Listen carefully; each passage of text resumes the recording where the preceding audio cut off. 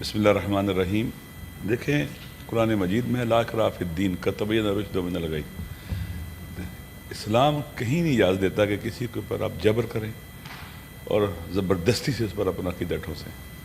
یہ پاکستان میں جو کچھ بھی ہو رہا ہے، پہلی بات یہ کہ ہماری جو پولیس ہے، آپ مائک کے ذرا قریب آ جائیں۔ پہلی بات یہ جو ہماری پولیس ہے، ہمارے ادارے ہیں، ان کو بھی آئین اور دستور اور قانون پڑھانا چاہیے تاکہ یہ لوگوں کو سپورٹ کریں۔ آئے دن خبریں آتی ہیں، بالخصوص انٹیریئر سندھ سے آتی ہیں کہ وہاں کچھ بچیوں کو اٹھایا گیا، زبردستی مسلمان بنانے کے نام پر لے گئے ہیں اور اس کے بعد کہتے ہیں کہ مسلمان ہو گئی ہیں۔ یہ پاکستان کے لیے بہت بری چیز ہے، پاکستان کا امیج خراب ہوتا ہے اس سے۔ جو دنیش کمار نے بات کیا، ہم ان کی تائید کرتے ہیں، اور جن لوگوں نے یہ کام قدم اٹھا رکھی ان کو نشان عبرت بتانا چاہیے، ان کو سزا ملنی چاہیے۔ جرائم جب تک قانون لاگو نہیں ہوتا، جرائم ختم نہیں ہوتے۔ قانون جو بنانے والا جو قانون ساز ہے، ایک فلسفہ قانون کا یہ ہے کہ جرائم کی روک تھام کی جائے، جو زیادتیاں اور ان کی روک تھام کی جائے۔ لیکن جب ہم دیکھتے ہیں کہ لا قانونیت جب اوپر سے شروع ہو جاتی ہے، اور ہماری پولیس کے لوگ بھی، اب دیکھیں چیئرمین صاحب بعض اوقات ایک بندے کو گرفتار کرتے ہیں پھر لاتے مار رہے ہوتے ہیں اس کو، یہ خلاف قانون ہے، یہ قانون کے منہ پر تھپڑ ہے اور قانون کے وجود پر لات مار رہے ہوتے ہیں۔ آپ کو گرفتار کرنے کا حق تو ہے، لیکن مارنے کا حق کس نے دیا آپ کو؟ کسی نے آپ کو حق دیا کہ آپ تذلیل کریں ان کی؟ پاکستان کے اندر سب سے بڑا مسئلہ لا قانونیت کا ہے۔ قانون محترم نہیں ہے، مقدس نہیں ہے۔ ہمارے سب کی ذمہ داری ہے، جیسے آپ نے کہا بہت اچھا قدم اٹھایا کہ آپ نے کہا بلایا جائے ان کو، اور پیپل پارٹی کے دوست نے بھی، جو وقار مہدی صاحب ہے، انہوں نے بھی یقین دہانی کرائی ہے۔ لیکن یہ ایک ایسا مسئلہ ہے جو ایک ناسور کی شکل میں ڈل چکا ہوا ہے۔ خالی آئی جی کو بلانے سے، خالی چیف سیکرٹری کو بلانے سے مسائل حل نہیں ہوں گے، بلکہ اس پر باقاعدہ ایک اسپیشل ٹاسک فورس بننی چاہیے اور اس پہ اوپر قدم اٹھانے چاہیے تاکہ جو لوگ بھی اس طرح کے اقدامات کر رہے ہیں ان کا راستہ روکا جائے اور پھر ان کو سزا ملے، اور اس کی حوصلہ شکنی ہونی چاہیے۔ ابھی ایک چھوٹا سا مسئلہ ساتھ میں اور بیان کر دیتا ہوں۔ آپ جانتے ہیں کہ محرم آنے والا ہے۔ محرم میں تمام حسینی امام حسین علیہ السلام کا ذکر کرتے ہیں، عزاداری کرتے ہیں، عزا غم میں بیٹھتے ہیں، مجالس کرتے ہیں اور ماتمی جلوس ہوتے ہیں۔ پنجاب کی حکومت نے اب یہ دیکھیں کہ یہاں پاکستان میں آپ پیدل چل کے میلوں میں جا سکتے ہیں، پیدل چل کے عرسوں میں جا سکتے ہیں۔ اربعین چیلم امام حسین کے اوپر لوگ چاہتے ہیں کہ ہم پیدل جائیں، گھروں سے پیدل نکل کے جائیں، اور جہاں پر جلوس ہو رہا ہے، مجلس ہو رہی ہے، وہاں پیدل جائیں۔ ایک تو آپ راستے میں رکاوٹیں کھڑی کر دیتے ہیں سیکورٹی کے حوالے سے۔ ابھی حکومت نے، پنجاب حکومت نے کہا یہ بدعت ہے پیدل جانا۔ یہ پنجاب حکومت ہمارے لیے فقی بن گئی ہے۔ کس نے اس کو اجازت دی ہے فتوے دے؟ اور باقاعدہ انہوں نے لیٹر جاری کیا ہوا ہے بدعت کا۔ سر انہیں کہیں کہ میں پاکستانی ہوں، میری مرضی ہے، میں سائیکل پر جاؤں، میں گاڑی پر جاؤں، پیدل چل کے جاؤں، لیکن اس طرح کی رکاوٹیں کھڑی کرنا، میں واقعی شکریہ ادا کرتا ہوں اپنے سندھ کی صوبائی حکومت کا، انہوں نے کبھی رکاوٹیں کھڑی نہیں کی، بلوچستان میں نہیں کھڑی کی، خیبر پختونخوا میں مشکلات نہیں ہیں، لیکن پنجاب میں اسپیشل ہمارے لیے مشکلات کھڑی کی جا رہی ہیں۔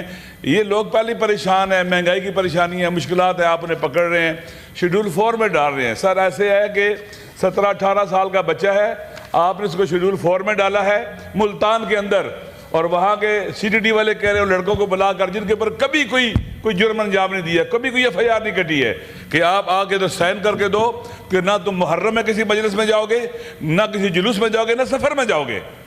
یہ کیا طریقہ کار ہے؟ یہ کون سا قانون اپلائی ہو رہا ہے؟ میرے خیال میں سر پاکستان کو اس طرح اس وقت لوگوں کو ہیل کرنے کی ضرورت ہے۔ جتنی مشکلات ہے، جو بجٹ ہے یہ ان کے سر پر بم کی طرح گرنے والا ہے۔ لوگ پہلے ہی پریشان ہیں، خوفزدہ ہے، بجٹ کے نام سے ڈرتے ہیں۔ جیسے بچوں کو ڈرایا جاتا تھا کسی چیز سے، یہ وہی جو بجٹ ہے پاکستان کے عوام کے لیے ایک ڈراؤنی حقیقت بن چکا ہوا ہے۔ سر میری گزارش یہ ہے کہ پنجاب حکومت سے بھی کہا جائے کہ بھائی ان کو بلایا جائے اور ریفر کریں تاکہ وہ جواب دیں کہ انہوں نے کس بنیاد پر کہا یہ بدعت ہے۔ مشی کا معنی ہوتا ہے، عربی کا لفظ ہے پیدل جانا، واک کرنا، پیدل چل کے جانا۔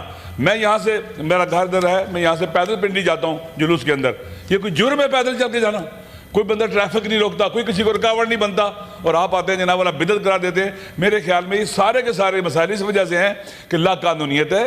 عوام کا جو حق ہے، جو فنڈامنٹل رائٹس ہیں، جو سول رائٹس ہیں، وہ ریکگنائزڈ نہیں کیے جاتے، ان پر عمل نہیں ہوتا، اور یہ مشکلات کھڑی ہوتی ہیں۔ سر میری گزارش یہ ہے کہ باقاعدہ اس حوالے سے آپ آرڈر پاس کریں اور اس کو ان کو بلائیں صوبائی حکومت کے نمائندوں کو بلائیں اور ان سے پوچھیں کہ آپ نے بدعت کا لفظ کس بنیاد پر استعمال کیا ہے؟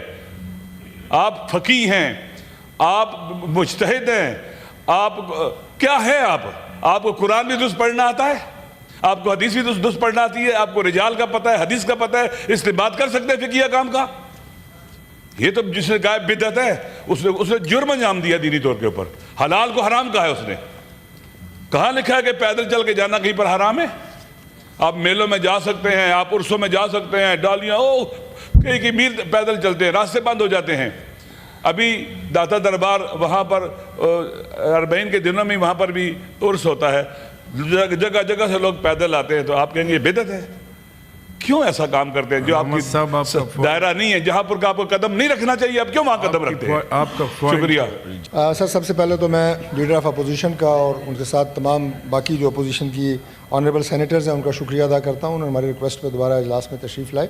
سر ان کا کنسرن بڑا ویلڈ ہے اور گورنمنٹ جو ہے اس حوالے سے خود بھی بہت سیریس ہے. بالکل. میں صرف فلور آف دا ہاؤس پہ یہ عرض کرنا چاہتا ہوں کہ چونکہ سائملٹینیسلی 2 سیشن چل رہے ہیں، ہمارا اس وقت نیشنل اسمبلی کا سیشن بھی، وہاں پہ بھی بجٹ ڈبیٹ جو ہے سپیچز ہو رہی ہیں اور آخری دن ہے آج سپیچز کا، اس کے بعد پھر جو ہے بلکہ منڈے تک چلیں گی، اور یہاں پہ بھی سیشن ہو رہا ہے. تو اس لیے تھوڑا یہ کبھی ہو جاتا ہے کہ آپ کو ساتھ سر دونوں جو ہے اسٹینڈنگ کمیٹیز فائنینس کی وہ بھی چل رہی ہیں اور رات گئے تک چلتی ہیں. کل رات کو ہمارا سیشن جو ہے وہ 10 بجے کے بعد تک چلتا رہا ہے نیشنل اسمبلی کا. بہرحال سر جو لیڈر آف دی اپوزیشن نے بات کی ہے، میں مختصراً ایک بات جی خالد عاطف صاحب دونوں ہاؤسز میں ہماری آنریبل اپوزیشن کے ممبران سے بھی دونوں ہاؤسز میں اور اس کے ساتھ ساتھ جو ہمارے اتحادی جماعتیں ہیں سب سے ہماری یہ گزارش ہے کہ جتنا ان کا پازیٹیو انپٹ آئے گی بجٹ میں تجاویز کے حوالے سے انشاءاللہ ہم مثبت طریقے سے اسے سنیں گے.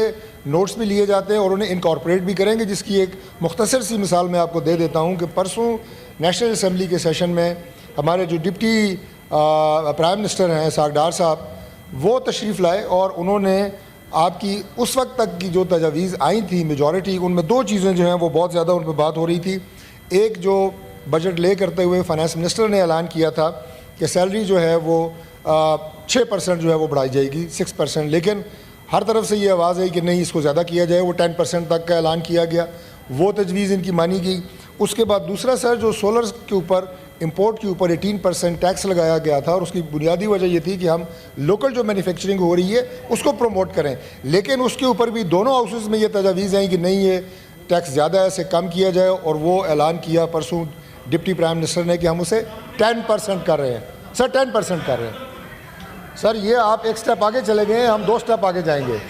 لیکن یہ سر میں آپ کو اس لیے بتا رہا ہوں، میں بس سر ختم کر رہا ہوں، میں اس لیے آپ کو بتا رہا ہوں کہ یہ 2 آپ کو میں نے مثالیں دی ہیں. جتنی بھی انشاءاللہ پازیٹیو انپٹ ادھر سے آئے گی ہم انشاءاللہ تعالیٰ اس کو سنیں گے بھی اور وہ انکارپوریٹ بھی ہوتی ہے. Thank you sir.